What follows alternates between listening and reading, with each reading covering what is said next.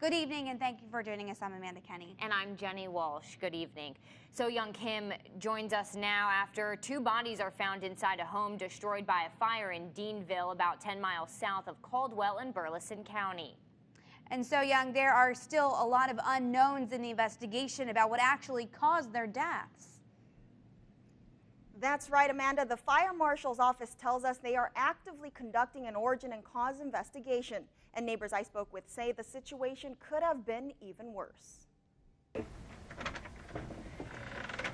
Sabrina Davidson awoke to the commotion of her dogs barking late Monday. Just woke up and saw a red light everywhere, and then my husband got up, he looked out the window, and he was like, "Oh my God, the neighbor's house is on fire." What started as a response to a house fire on County Road 101 in Deanville is now in the hands of state fire marshals after 2 bodies were found inside. It was an elderly man and a young man. I don't know much about them. There were victims at the fire.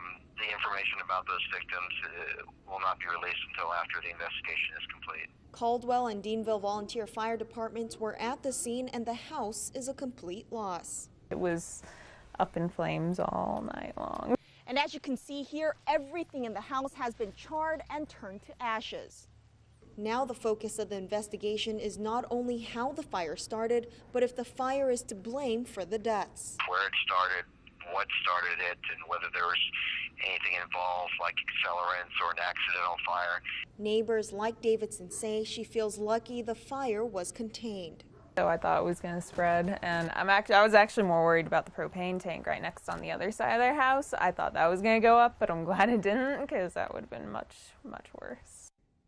There's still a lot of unanswered questions, but fire marshals say it's typical to not give answers during an active investigation, which might not be over for a few weeks. Jenny, Amanda?